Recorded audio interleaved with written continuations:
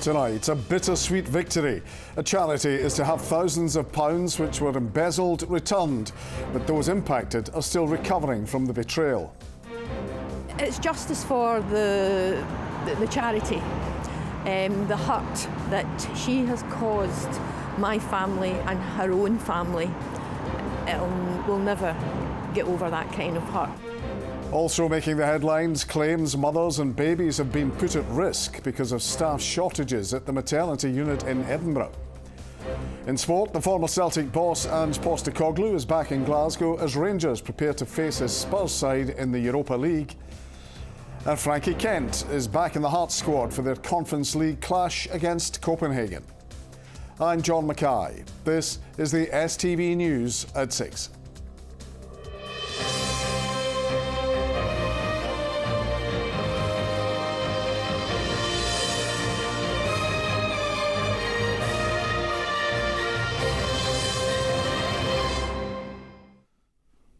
Good evening.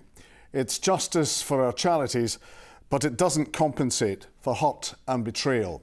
The words of a fundraiser after she learned her former best friend, who deceived her for a decade, has 3 months to pay back every penny she stole.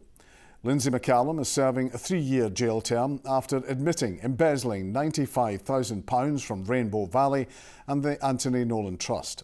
Our chief reporter, Sharon Frew, was in court. I loved her. I loved her with all my heart. She gave a eulogy at her daughter's funeral and was by her side as she set up a charity in Joanna's memory. Angela McVicker says she was then left bereft when she discovered her best friend had stolen from Rainbow Valley and her previous employer, the Anthony Nolan Trust. Legal proceedings to recover the £95,000 that Lindsay McCallum embezzled began in October after the 61-year-old was jailed for fraud. Angela had feared, if a criminal confiscation order had been granted, that the money would not have gone directly to those affected. In court this morning, a deal was struck. I'm delighted that the charities are going to receive, the money back that has been stolen over a long period of time. We put our trust in the justice system, and they have come to the right decision. My name is Lindsay McCallum. When her fraud was first uncovered, McCallum repaid £25,000 to Rainbow Valley. £60,000 remains outstanding. The amount taken from the Anthony Nolan Trust was £9,500. Lindsay McCallum's lawyer said everyone is agreed that the best place for this money is for it to go back to the charities. The sheriff was then told the Crown will withdraw the confiscation proceedings if both organisations are paid back. McCallum has been given 3 months to make this happen. It's justice for the charity. The hurt that she has caused my family and her own family, will never get over that kind of hurt. The betrayal is deep. Rainbow Valley was set up to achieve Joanna's ambition of helping others after a cancer diagnosis. Her mother says 200 families are currently on a waiting list for the charity's support. Any money returned will go towards making her daughter's dream a reality. Sharon Frew, STV News at Falkirk Sheriff Court. Mothers and babies have been put at risk because of staff shortages at the maternity unit in Edinburgh, according to an investigation into concerns raised by whistleblowers. One midwife has told STV News there have been high levels of burnout, absences and people leaving. She has blamed management for not listening to concerns. NHS Lothian says an improvement plan has been put in place. Our senior reporter Gordon Cree has more. The concerns here focus on the triage and assessment unit, which deals with around 1,200 pregnant women every month who are in need of urgent care. An investigation was launched earlier this year and it's found there were staff shortages and a toxic relationship between management and midwives. It also said there have been adverse outcomes for women and babies. Well, I've been speaking to one midwife from here who told me management didn't listen to staff concerns. We'd say we were short-staffed and they'd say it was fine. She added that if staffing is down, you have more patients to care for and you can't give the same care to a larger number of patients. Well, I've been discussing this with a campaigning midwife who doesn't work at this hospital but has written extensively about the profession. It has a massive impact on patients, and that's why, staff in this instance have been brave and persistent enough to raise concerns and to whistleblow, because midwives go to work every day wanting to do their best. We're really lucky in this country that we are trained to give absolutely world-class gold standard care. But when we get to work and our hands are tied and we're not able to give that care, we see safety suffering, and it's absolutely not what we want. NHS Lothian has said an improvement plan has been put in place to enhance patient safety and the working environment for staff. Separately, a review is taking place into the death of a mother here in September. The Health Board says it will share the findings of that with the family, and if there are any recommendations made, they will be implemented. Now, all of this, of course, is likely to be very concerning for women using the unit today. I understand senior staff have been on site to offer reassurance. Gordon Cree, STV News, Edinburgh. There's continued pressure on rehab spaces for those battling substance use. That's despite the First Minister insisting the Scottish Government is on course to achieve its target number of beds by 2026. Today he launched a Charter of Rights for those impacted by addiction. But providers say funding and capacity remain significant hurdles. Our political correspondent Ewan Petrie reports. Scrooge, Ebenezer, I'm Tony, I'm your key worker. This is a festive favourite with a twist. The adaptation of A Christmas Carol sees Ebenezer Scrooge admitted to rehab, where he meets people struggling with different forms of addiction. Oh, Scrooge, you have so much to learn about addiction. Vincent, like many of the cast, is drawing on his own experience at Abbey Care. He waited 12 weeks to access a bed. I couldn't do it on my own. I needed help. With my addiction for drugs. It was a long 12 weeks, I must admit. But again, it started the ball rolling with structure. Rehearsals are also helping to provide that structure. Nerves are building ahead of the performance in 5 days at Johnston Town Hall. I can only speak for myself, but I know when I was in active addiction, I didn't have the ability really to express myself. I was really shut off towards the end of their using. Essentially, a lot of people are very, very isolated, and then it's almost having that reintegration into society. Kind of finding that confidence. Those leading this aftercare group say its membership has grown as routes into rehab improve. But recent reports have found access is inconsistent, often due to financial barriers.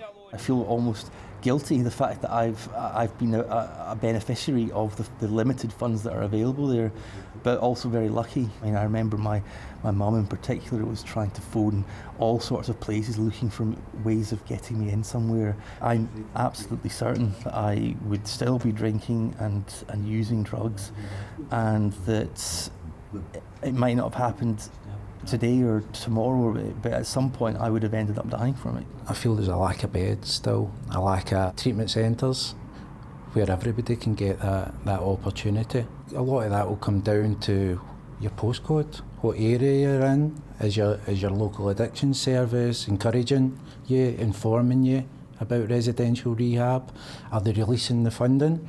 Thank you very much. This morning, the First Minister launched a Charter of Rights for people affected by substance use. It forms a key part of the Scottish Government's National Mission on Drugs, which includes a target to provide 650 beds a year from 2026. Currently, the maximum capacity sits at 513. There is a growing number of rehab places that are available, and we are on target to achieve the levels that were set out in the National Mission, and I'm confident that we can do that. We've obviously put the resources in place in the budget to enable that to be the case, but of course that has to be supported by Parliament before it can be put into effect. Charities say that it's actually a real terms cut in terms of funding for those resources. So how is that going to achieve the target number of rehab beds? We're putting into the budget for next year the same resources that we have this year, but we've changed the way in which that is being deployed with greater baseline support for alcohol and drug partnerships.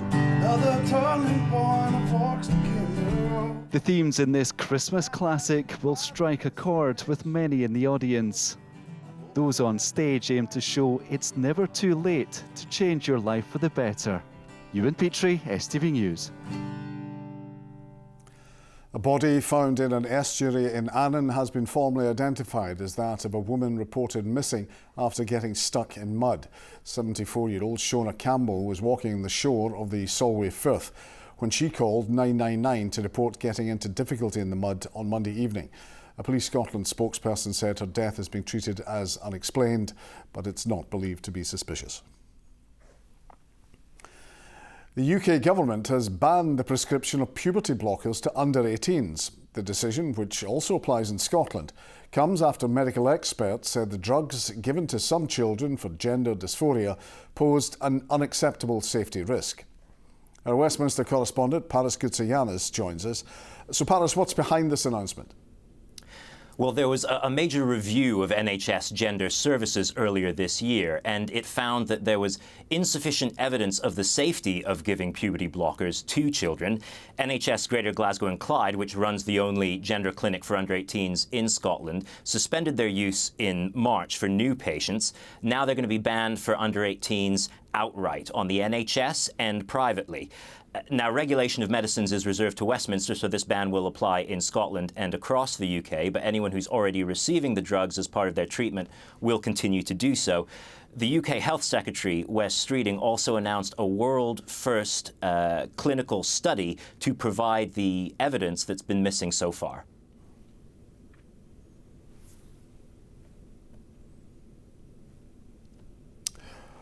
Paris, thank you. A man is to stand trial charged with the murder of a bus driver in Ayrshire. 43-year-old David Livingston is accused of killing Gordon Stirling and injuring two passengers in a collision on the A77 near Fenwick in August 2023. Livingston pled not guilty at the High Court in Glasgow. A former St Mirren player has denied assaulting a woman in a chip shop in Glasgow city centre in September. Sean Rooney is also accused of behaving in a threatening or abusive manner. The 28-year-old pled not guilty to the charges at Glasgow Sheriff Court. In some of Glasgow's most deprived communities, a unique support service is a lifeline. Community Links workers work alongside GPs to tackle health challenges beyond medical issues, helping individuals facing social barriers like poverty, housing instability and mental health struggles. Caitlin Hutchison reports. This is a Christmas lunch with a difference, bringing people together through the Community Links Workers programme, which helps tackle health challenges that go beyond medical issues. In the months and years following Leslie's diagnosis, things were hard. So I was a midwife, and then my life changed. I have a problem with my nervous system, functional neurological disorder. It's changed my mobility, my thought processing, communicating, and my GP had said that there was this person that could help. Since then, Leslie says the support from her Community Links worker, Rebecca, has made all the difference. She came to my home, made me feel really relaxed. I would never have thought to access a dance class, or to think that I could go swimming. I don't think she realises the positive impact she's had on my life. For Norman, a breakup at the beginning of lockdown got him looking for that extra bit of support, and he now joins their group walks every week. She was very good because she listened to what I had to say, basically. During the walk, we would still have time to sort of chat and talk over how I was feeling and things like that. And it was in a less formal setting that allowed you to just talk. GPs refer to us, but it's not directly medical related. So housing, financial, mental health, isolation, loneliness, it's all based around what they need in their life to try and help them integrate into the community. Okay, what's your date of birth? Every year, Community Links workers handle tens of thousands of referrals, helping reduce the pressure on GPs. But last year, one of the schemes supporting patients in some of Glasgow's most deprived areas was put at risk due to lack of funding. The pressures of general practice are enormous. And of course, we were used to the revolving wheel of patients coming to see us with the same problems over and over again, many of which had a social element to it. So they need funding to be sustainable, long term so that we can continue to rely on these workers to provide the vital services that they do for patients like ours. The Scottish Government provided an extra £3.6 million to keep the service running. For those here facing various health and wellbeing challenges, and for people all across Scotland, it's more than just a service. It's a lifeline. Caitlin Hutchison, STV News, Glasgow.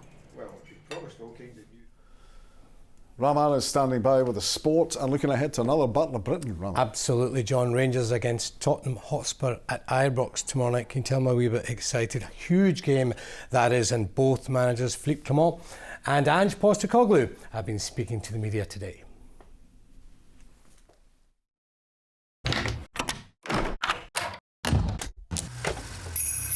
STV Sport, sponsored by C.R. Smith this Christmas. Good evening. Philippe Clement believes his team can produce a performance and result that would go down in history when Rangers face Ange Postecoglou's Spurs side in the Europa League tomorrow night, and he's challenged his players to make it a special night at Ibrox. Live now to Ronnie Charters. And Ronnie, what a huge game tomorrow night. Raman, it really doesn't get any bigger than this, does it? A good old battle of Britain between Rangers and Spurs. Both teams pretty much neck and neck in the Europa League group table as well. And of course the small matter of an Australian manager making his return to Glasgow. But for Philippe Clement, it's all about his players, challenging them to rise to this huge occasion, insisting if things go right on the pitch, this will be a night they can remember for the rest of their careers. One man who's certainly been there and done it on the European stage here at Ibrox is Captain James Tavernier, and he's insisting it can be the fan power that could make all the difference tomorrow night. For the players, these are very challenging and really nice evenings that they can write history. To have it as a player, as a manager, several nights of those that the gap was amazing big.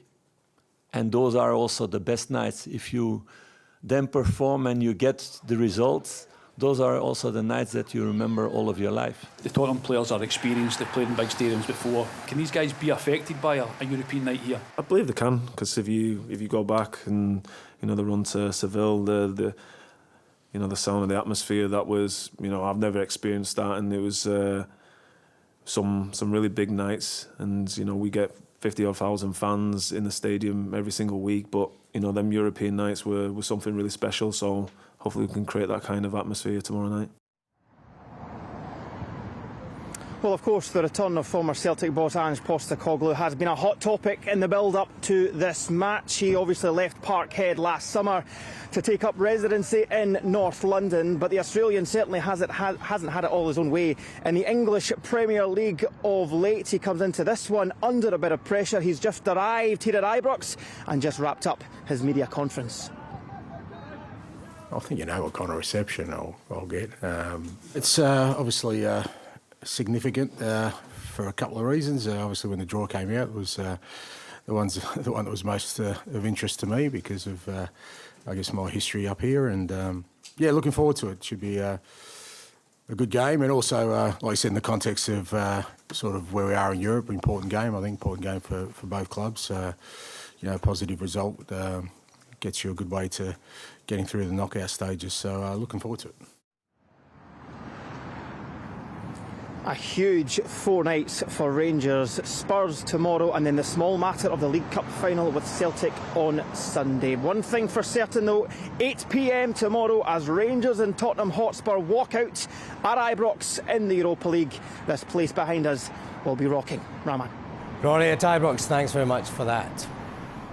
Frankie Kent is back in the Hearts squad to face Copenhagen in the Conference League tomorrow night, but Benny Beningame is to miss out through injury. Kent trained with the squad in freezing conditions in Edinburgh earlier, but Beningame didn't, and the midfielder didn't travel to Denmark. Victory would guarantee Hearts at least a place in the playoffs in the tournament.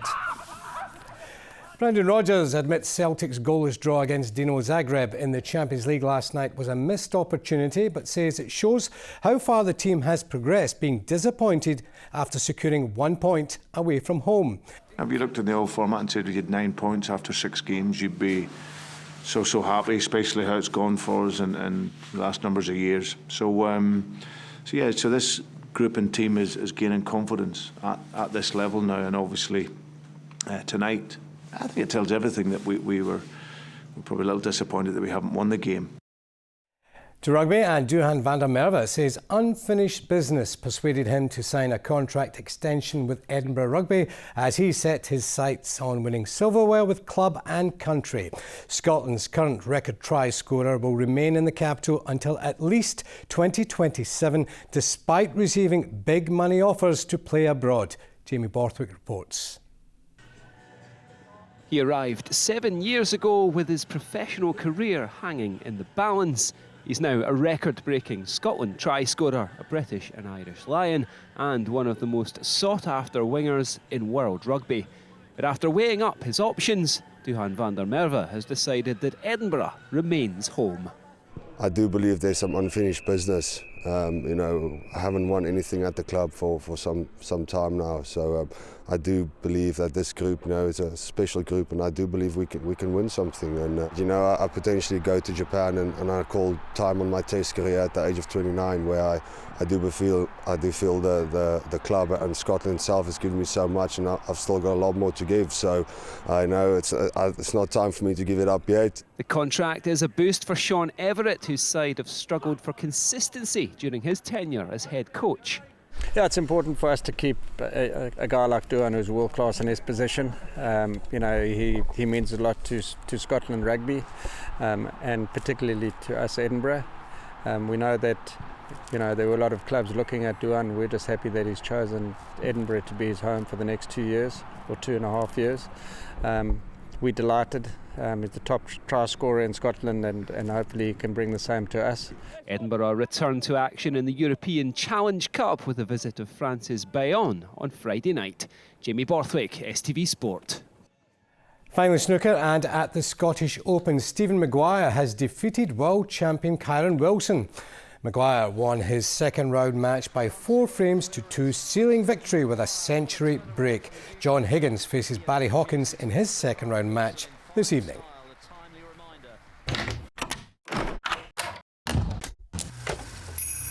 STV Sport, sponsored by C.R. Smith this Christmas.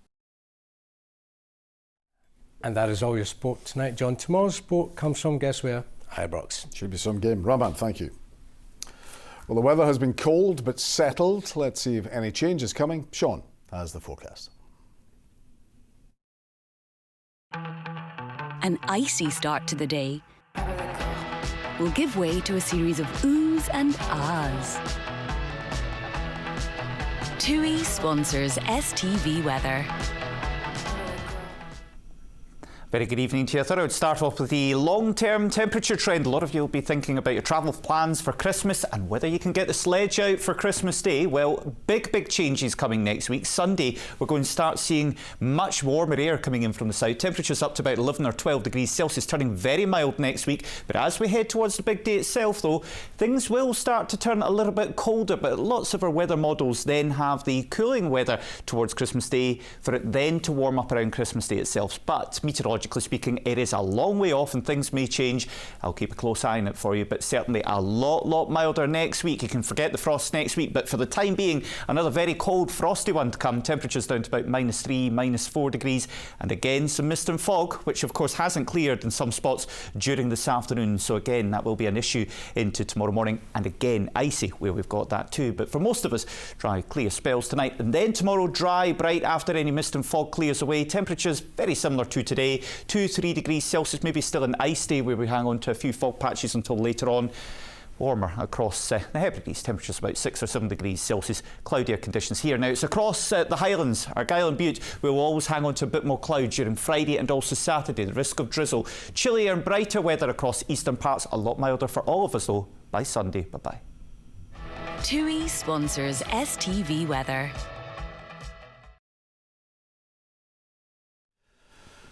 And finally, Jack's Den, a charity that offers emotional and practical support to children living with cancer, has released a Christmas single sung by some of the youngsters who use the facilities. Have Hope and Be Happy is an uplifting song, and Laura Boyd has been hearing all about it. Sometimes I feel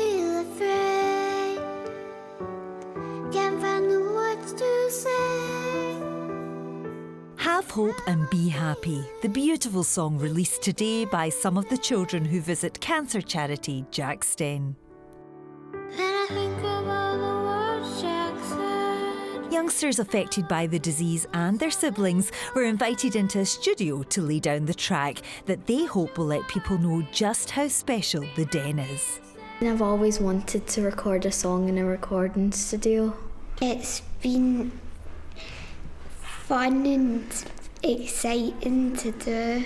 It's a nice way of describing how everyone feels about Jackson.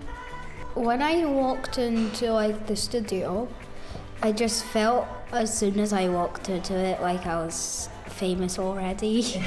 The song for these superstars was the brainchild of Alison Barr, who founded the charity following the death of her son Jack in 2015. Wanted to do a song with the children for a long time now, and obviously it's our 10-year celebration, even though it's 10 years since my boy died come February. And Jack told everyone to be happy, so we decided on a be happy theme. When I saw the final video, I was just bawling my eyes out. It's so powerful and so beautiful. For the children's parents, the song means so much, as does the support of the Den. All the children were wonderful. I'm biased of these two though. But we're famous. We had on big earphones and things. We feel like pop stars and things. And while a Christmas #1 would be the dream, these families are simply looking forward to a very merry time together. Bethan finished her treatment on the 1st of December and we've had clear scans this time, so it's time to recover. Laura Boyd, STV News, Livingston. Now, wouldn't it be great if that was a Christmas #1? From all of us here, thank you for watching. Have a good night.